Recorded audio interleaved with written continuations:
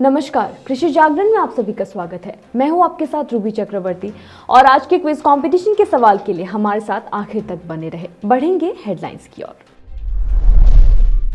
गणतंत्र दिवस पर पहली बार चीफ गेस्ट बनेंगे इजिप्ट के राष्ट्रपति। G20 समिट में भी मिला आमंत्रण। कर्नाटक में कीटों के हमले से खतरे में सुपारी की खेती, सीएम ने जारी की करोड़ों की सब्सिडी। पराली जलाने वाले किसानों को लेकर पंजाब सरकार का बड़ा फैसला, जारी किया आदेश। यूपी के कई जिलों में खाद की किल्लत। अरुणाचल प्रदेश की डम्बुक से संतरे की पहली खेप 30 दिसंबर तक दुबई पहुंचेगी। महाराष्ट्र में धान खरीद केंद्र नहीं खुलने से निराश हुए किसान। पपीते के बागों पर वायरस का हमला, किसानों को हुआ भारी नुकसान। CSR की पहल, चाउनामीन ने बेसिक लाइफ सपोर्ट सिस्टम वाली 4 एम्बुलेंस को झंडी दिखाई। छत्तीसगढ़ में मिल रहा बिना ब्याज के लाखों रुपए का लोन। फूलों की खेती करने वाले किसानों के लिए खुशखबरी, अब पैकेजिंग के लिए बेंगलुरु नहीं जाएंगे फूल। पोल्ट्री उद्योग में बम्पर उछाल, बड़े पैमाने पर लोगों ने अपनाया पोल्ट्री। कृषि विकास मंत्री कमल पटेल ने रविवार को हरदा में भूमि पूजन किया। सरसों सहित कई तिलहन की कीमतों में भारी गिरावट। कुलदीप सिंह धालीवान का बयान, चीनी मिलों में गन्ना लाने वाले किसानों को महीने के भीतर भुगतान सुनिश्चित किया जाएगा। खाद्य तेल उद्योग संगठन SCA ने केंद्र से की इंपोर्ट ड्यूटी बढ़ाने की मांग। बढ़ेंगे खबरों की ओर।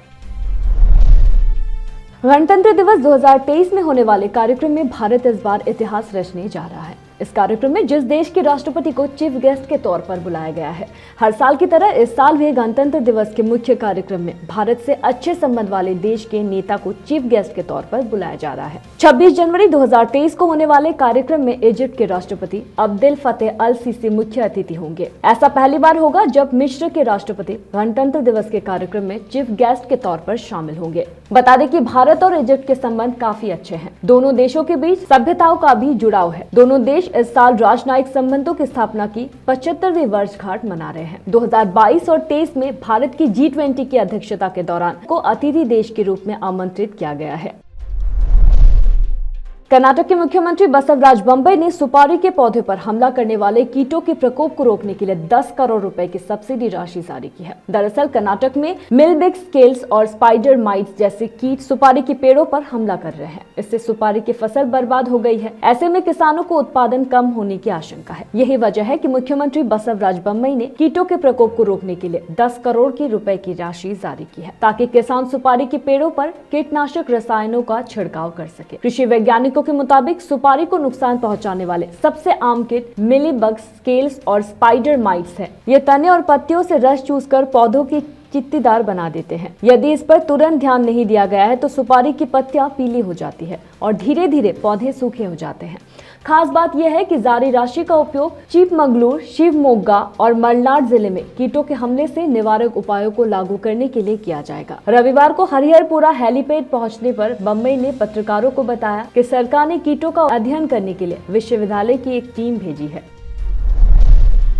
पंजाब के कृषि एवं किसान कल्याण मंत्री कुलदीप सिंह धालीवाल ने कहा कि पंजाब सरकार किसी भी किसान का नुकसान नहीं होने देगी। धालीवाल ने केंद्र सरकार द्वारा राज्य के किसानों को पराली जलाने के लिए जारी रेड नोटिस मामले को वापस लेने के हुक्म जारी कर दिए हैं और इस संबंधी नोटिफिकेशन जारी किया गया है। उन्होंने कहा कि केंद्र संस्थान राष्ट्रीय हरित अधिकरण की हिदायतों पर 4 अक्टूबर 2022 को जारी किए गए पत्र में पराली जलाने के मामले में संबंधित जमीन के राजस्व रिकॉर्ड के खसरा नंबर के विरुद्ध इंतराज करने आदि हुक्मों को वापस ले लिया गया है। इस संबंधी समूह अधिकारियों को हिदायतें जारी कर दी गई है। धालीवाल ने बताया कि जमीनों के रिकॉर्ड में लाल इंदराज होना राज्य के किसानों के हित में नहीं है। लाल इंदराज होने से किसान लोन, सरकारी सुविधाएं और सब्सिडियां आदि लेने से वंचित हो जाता है। कृषि मंत्री ने किसानों को पराली के प्रबंधन के लिए वैकल्पिक तरीके अपनाने की जरूरत पर जोर देते हुए कहा कि आज के दौर में पराली या अन्य फसलों के अवशेष को जलाने के बाद होने वाले नुकसानों से बचने के उपायों के सम्मुख बेहतर ढंग अपनाने की कोशिशों में सरकार का साथ देना अति आवश्यक हो गया है।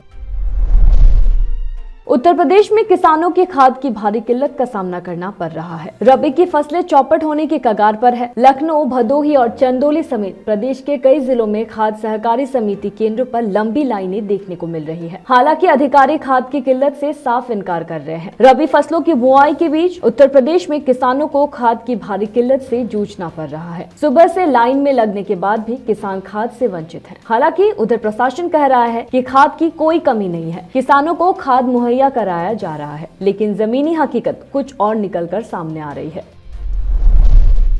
अरुणाचल प्रदेश के डम्बुक से 6 संतरे की पहली खेप, जिसे अरुणाचल प्रदेश का ऑरेंज बाउल भी कहा जाता है, रोइंग से हरी झंडी दिखाई गई, जिसके बाद 30 दिसंबर तक दुबई पहुंचने की संभावना है। इस कदम को एक उल्लेखनीय उपलब्धि बताते हुए अरुणाचल के मुख्यमंत्री पेमा खांडू ने कहा कि राज्य प्रशासन अरुणाचल प्रदेश को भारत के फलों के कटोरे में बदलने के लिए अटूट प्रयास कर रहा है। अरुणाचल प्रदेश कृषि विपणन बोर्ड APAMB द्वारा कृषि और प्रसंस्कृत खाद्य उत्पाद निर्यात विकास प्राधिकरण APEDA के सहयोग से की गई एक पहल इस प्रयास को mission organic value chain development for north east region MOVCD द्वारा समर्पित किया गया है।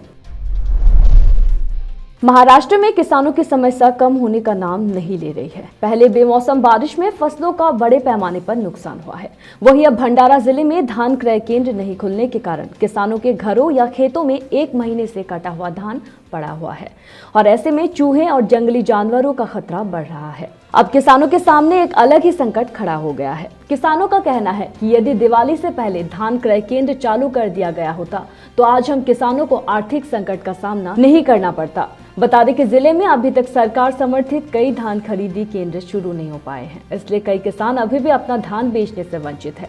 वहीं कुछ किसान कम दामों में खुले बाजारों में धान बेचने के लिए मजबूर है। किसानों का कहना है कि सरकार जल्द ही धान खरीदी केंद्र शुरू करे ताकि हम अपना धान बेचकर कर्ज चुका सके। पपीते के बागों पर फंगल वायरस का अटैक तेजी से बढ़ रहा है। इससे सैकड़ों एकड़ पपीते के बाग तबाह हो गए हैं। किसानों को लाखों का नुकसान हो रहा है। इस समय ज्यादातर किसान अब पारंपरिक खेती को छोड़ बागवानी की ओर रुख कर रहे हैं और कई जिलों में बागों का क्षेत्रफल भी बढ़ रहा है। लेकिन पिछले एक हफ्ते से फंगल वायरस ने पपीते पर इस कदर हमला किया है कि बाग उजड़ने लगे हैं। बिड जिले के अधिकांश गाँव में पपीते के बागों पर इस वायरस का अटैक तेजी से बढ़ रहा है। इससे किसानों को भारी नुकसान हो रहा है। सर्दियों में हर कोई अधिक फल खाने पर ध्यान देता है, वही पपीते की मांग भी बढ़ रही है। लेकिन पिछले एक हफ्ते से इस वायरस ने पपीते के बाग को पूरी तरह से बर्बाद कर दिया है। किसानों का कहना है कि एक और बागों का क्षेत्रफल बढ़ रहा है, लेकिन बागों को प्रभावित करने वाली बीमारियां हम किसानों को भारी नुकसान उठाना पड़ रहा है। अरुणाचल प्रदेश के उप मुख्यमंत्री चाउना मेन ने आज जिला सचिवालय नामसाई के तहत यूके स्थित बहुराष्ट्रीय कंपनी डियाजियो द्वारा दान की गई बेसिक लाइफ सपोर्ट सिस्टम वाली 4 एम्बुलेंस को हरी झंडी दिखाकर रवाना किया। RWD मंत्री होनचुन नंगडम, सांसद Lok Sabha Tapir Gao, deputy speaker Tesam Pongte, DMO Namsai और पूर्वी सदस्य क्षेत्र के DC सहित अन्य कई गणमान्य व्यक्ति मौजूद रहे।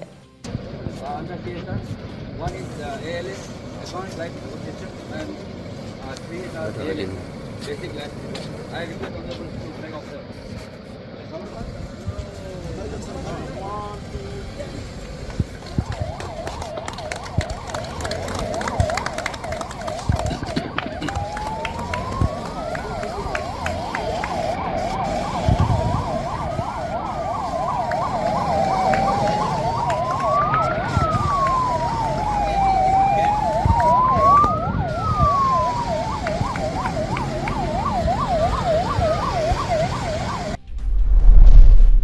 छत्तीसगढ़ में बागवानी फसलों को बढ़ावा दिया जा रहा है। इसके लिए किसानों को 0% ब्याज दर पर 3 लाख रुपए तक का लोन दिया जा रहा है।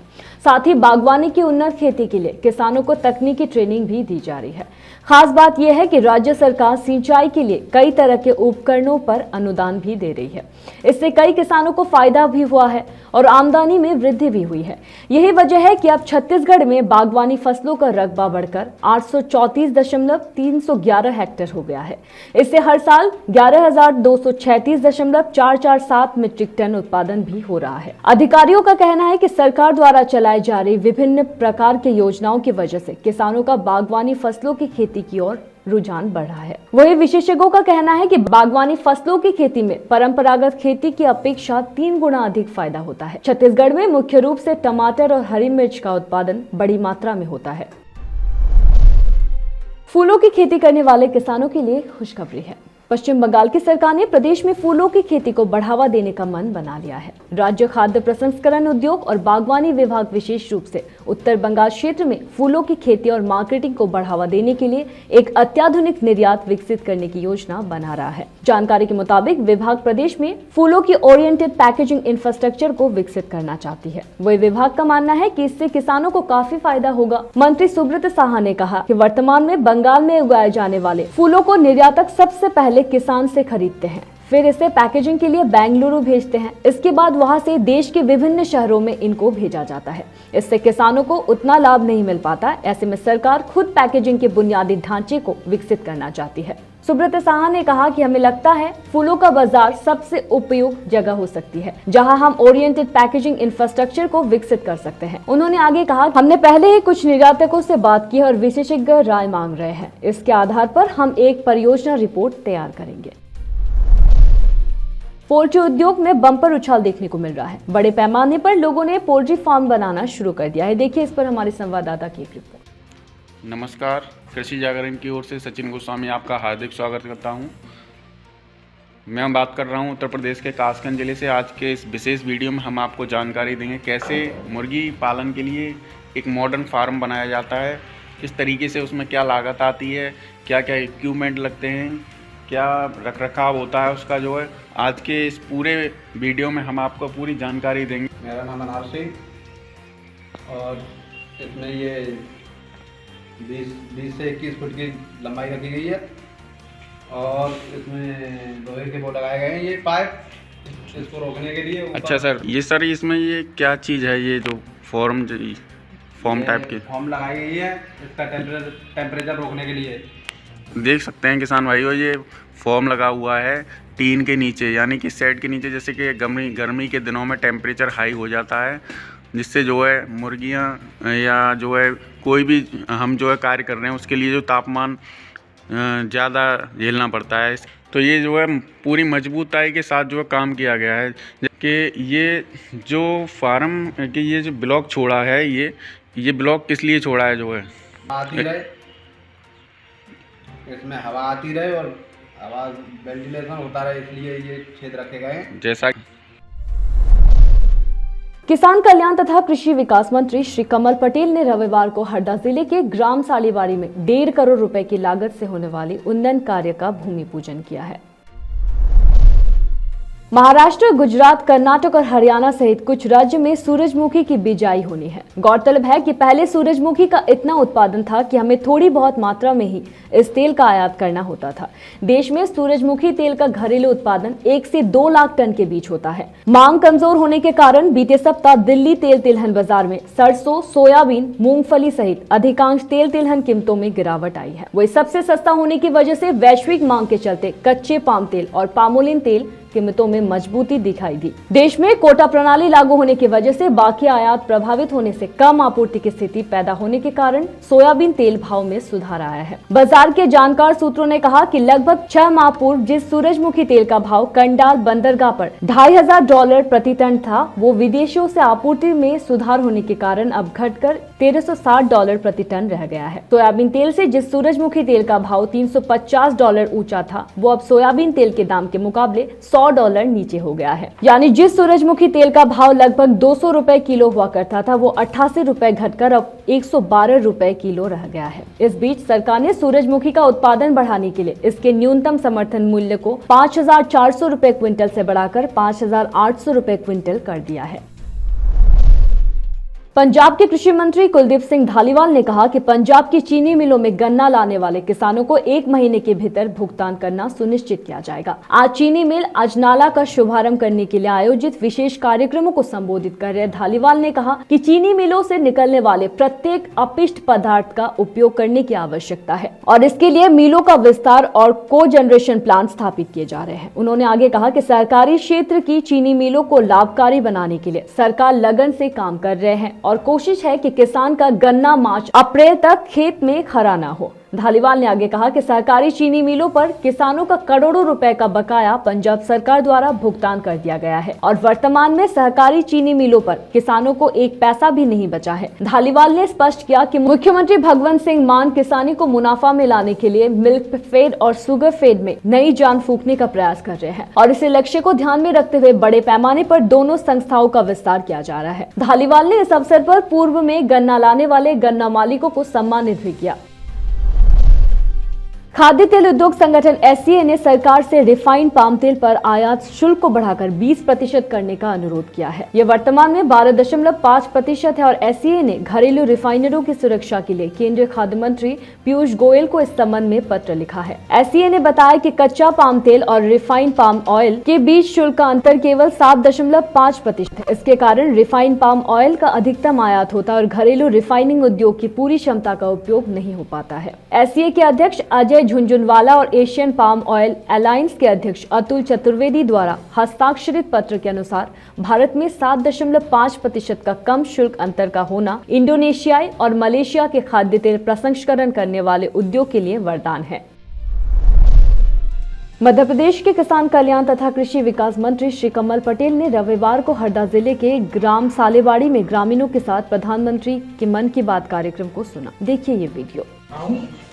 और पारंपरिक ज्ञान को संरक्षित करें, उसका संवर्धन भी करें और हो सके उतना आगे भी बढ़ाएं। ऐसा ही एक सराहनीय प्रयास हमारे पूर्वोत्तर राज्य पहाड़ों में हो रही बर्फबारी से उत्तर भारत में कपकपाहट देखने को मिल रही है। दिल्ली, नोएडा समेत बिहार के कुछ हिस्सों में ठंड के साथ धुंध और प्रदूषण बढ़ रहा है।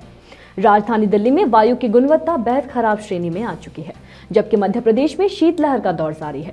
राजधानी दिल्ली में पड़ोसी पहाड़ी राज्यों में ही बर्फबारी का असर साफ दिख रहा है, जिसके चलते तापमान में भारी गिरावट देखने को मिली है। भारत मौसम विज्ञान विभाग की माने तो दिल्ली में बीते दिन न्यूनतम तापमान 7.9 डिग्री दर्ज किया गया था। साथ ही दिल्ली की वायु गुणवत्ता भी दिन प्रतिदिन गिरती ही जा रही है। सोमवार को दिल्ली की ओर के पूरब में वायु गुणवत्ता AQI 357 दर्ज की गई है, जो कि बेहद खराब श्रेणी में आती है। हालांकि दिन के वक्त तेज धूप खिली रहती है और मौसम विभाग की माने तो आज राजधानी में न्यूनतम तापमान 8 डिग्री सेल्सियस, अधिकतम 27 डिग्री सेल्सियस रहेगा।